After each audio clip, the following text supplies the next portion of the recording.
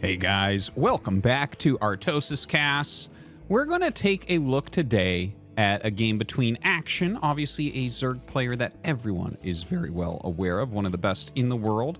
But he's going up against a much lesser known high-end Gosu. I actually don't really know anything about this guy.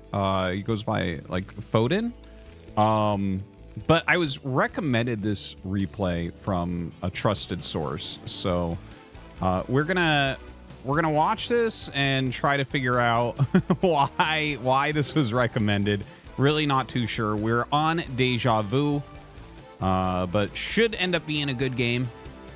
This is like, I normally wouldn't choose a game from a player that I really don't know that much, because it's like up at the top of the world. There's only so many players. Like, the thing is, it's really tricky if you just look at ladder rankings or something, because you'll see like, oh wow, there's like how many 800 like S rank accounts or something like that, but there's not actually that many players up there because so many people have a ton of accounts.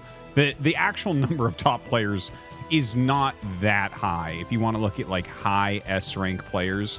I mean, there's a lot of top end guys that have 5, 6, 7 S rank accounts in there. So yeah, when someone like this comes up, it is kind of interesting, because it's like, okay, not entirely sure who this is, but he's playing against Action. So let's see. Now, this is a Zergling tight wall-in that he's making. This doesn't look Zergling tight, but I think it actually is. Do you see this weird off tile here? See that right there? They've made this edge kind of like, when you see a tile that looks like that, they're trying to do something specific. So I think what they probably did here was made it tight, but I would be surprised if you would wall and have somewhere Zerglings could get in. That would be stupid. That's why I'm kind of assuming it's tight. But anyways, he is going for a quick gas. So, maybe a Vulture opening into mech. It could be like a 2 Starport Wraith as well. We'll have to wait and see on that. Action, of course, cross spawn here. Looks like he's going for a very, very standard fast 2-hatch layer. Very likely into Mutalisks.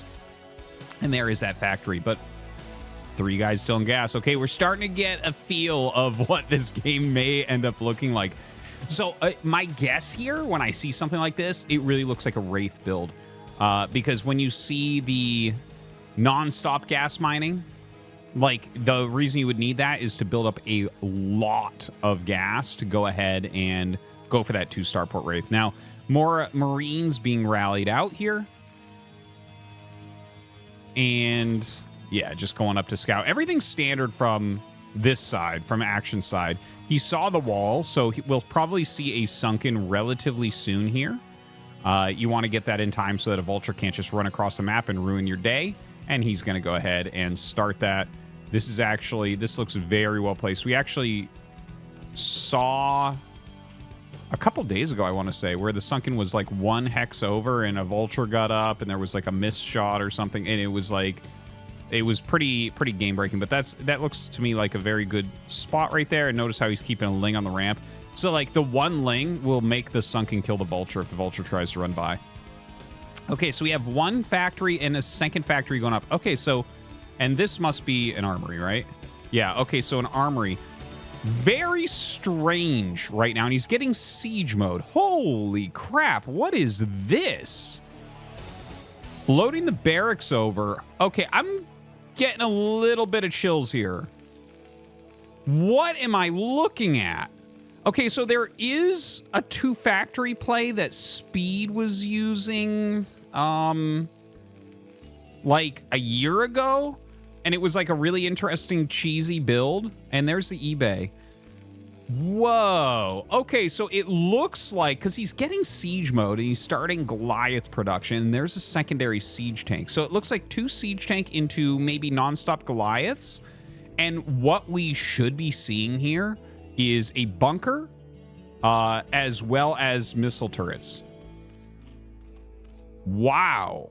Okay, so I want to mention a couple things here. This will only work, and I don't even know if this will work, but this type of build you can't even try on every map. It has to be a map that has complete buildable terrain in front of the choke.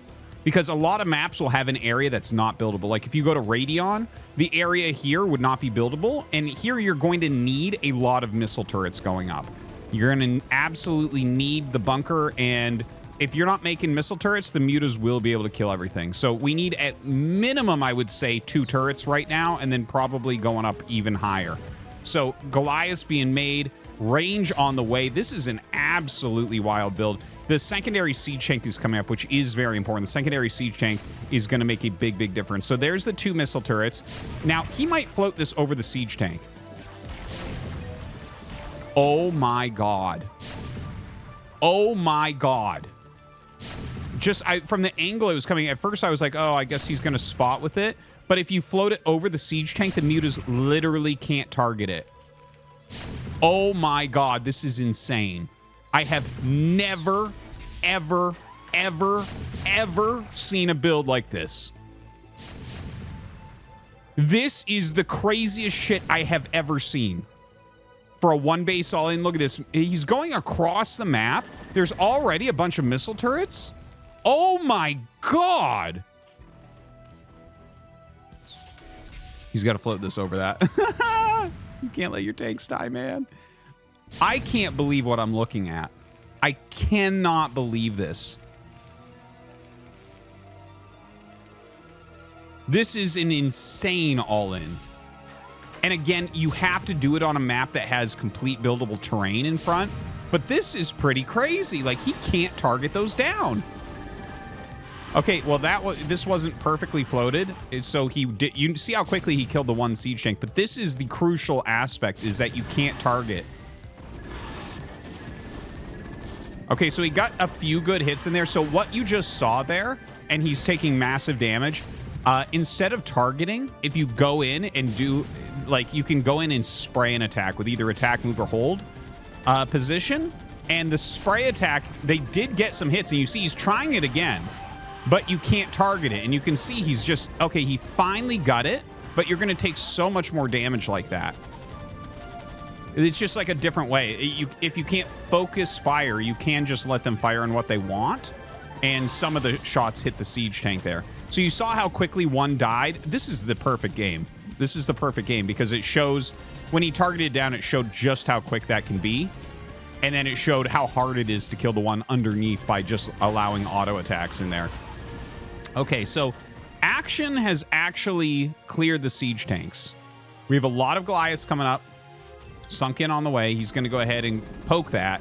This keeps the mutas over here. This is what he's doing because Action wants this sunken to finish because it kind of like stops all of the aggression because there's no more siege tanks. So he just kind of made him bring those back by unloading. Now the Goliath's going to turn around and go home. This is a winning position for Taran.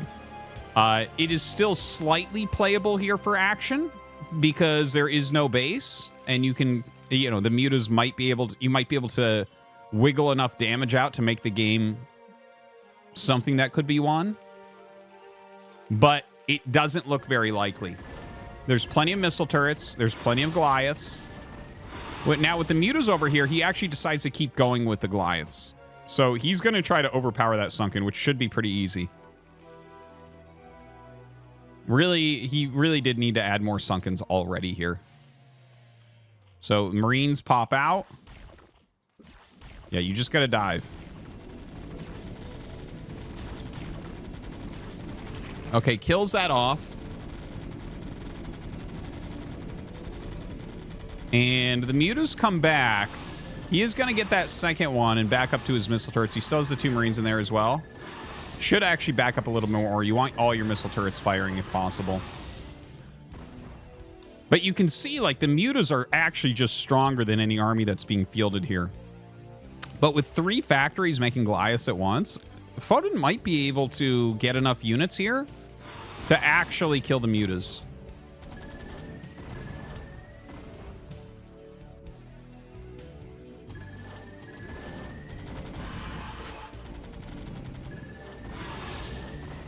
So the mutas grinding this down a little bit. Honestly, it might be best to just go in and clear this.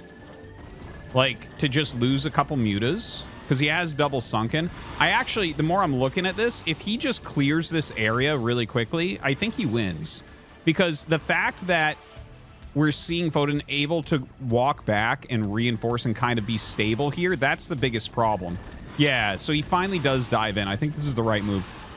So even though this is one of the coolest, craziest openings that I've seen in a very long time, it looks like Action should still win. This, like, there's still a chance here for Foden for sure. He's got way more supply. The thing is, if you add more Sunkens, it looks like... Okay, so I think what we're going to see here is Taran try to go for critical mass, because we see a siege tank that was just made. So... if he hits like 12 Goliaths and he's got the +1 armor and he gets a siege tank up here, the problem is if you have Sunken Muta, if he puts all of his money basically into Sunken Muta, the Goliaths will never break it. So he needs to make the siege tank. And you can see he's made the siege tank and he's not sending it right away because if it gets sniped, he's dead. Okay, Action comes down. He sees that this isn't taken. Okay, he sees the siege tank. So now he knows exactly what the idea is. I believe in this situation, you should make nothing but mutas. And maybe like sunken. Like just push them out slightly so that it makes this tank siege multiple times to attack you. He's making a third tank? That's crazy. Why do you need 3 tanks? I feel like 2 is fine here, but...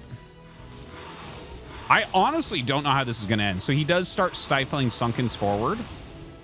Thing is, if it's like 1 and it's this far, you can just attack that with all your ground units. You don't need to siege necessarily. Like, lead with the tanks. You'll kill it before you lose a tank. Okay, yeah, that's better. See, when he has 2 here and they're spread, so splash damage won't transfer. Smart moves.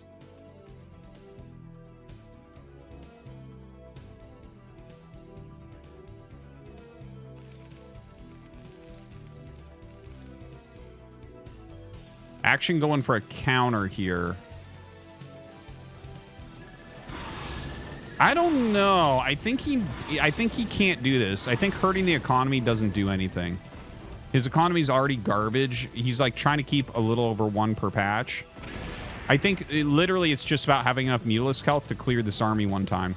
Okay, so this looks to me right now like Foden should win. I know I've been a little bit back and forth on that. It felt like Action had done it correctly, but now Foden's in position and Action is way out of position, and he's going to get the missile turrets up. And when you start adding some missile turrets in here with this many Goliaths, it doesn't look like the mutas are going to be able to do anything. So it's turning into a little bit of a base trade, but you can't base trade here either because he's got SCVs up here. He's making turrets.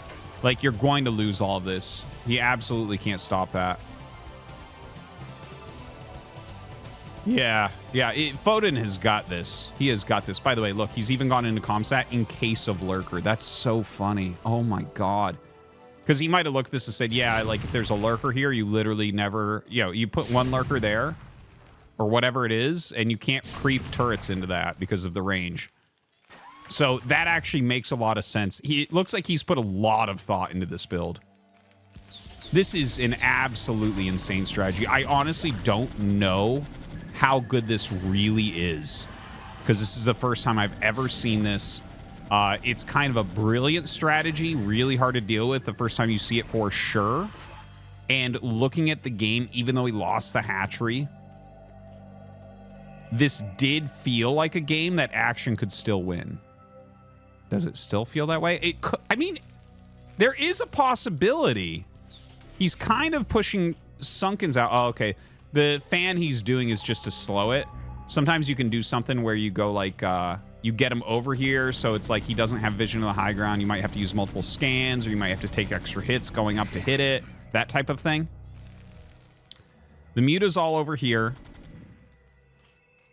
Gonna build more turrets. This is so crazy. Like, I mean, eventually you have to dive. Oh, man. What a wild all-in. And, yeah, so here's my gut on it. This is a cool all-in, and this could pick up a lot of wins specifically on this map. But, for instance, with Action, I think Okay, wait a minute. Does he have enough to clear this still? What? No, he doesn't. No, he doesn't. Right?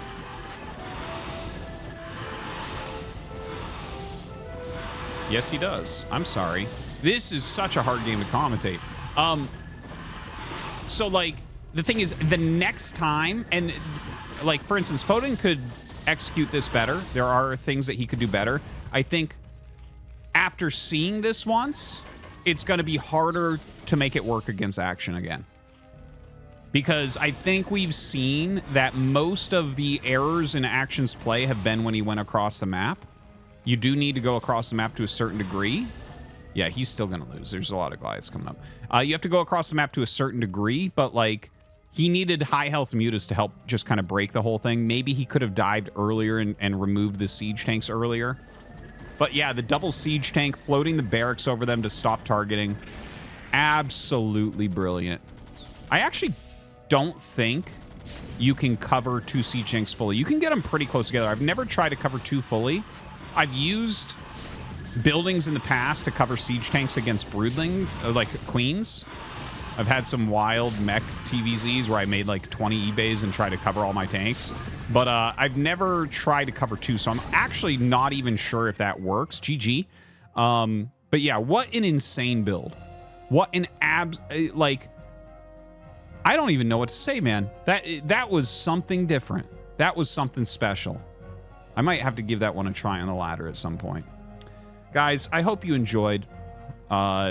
Big thanks to Dude Nerd for recommending this game. That was a pleasure. That was a real treat to see such a different strategy come out. This is why Brute Roar is so beautiful, man. You're still getting completely new stuff 26 years in. Thanks for watching, guys. We'll see you next time.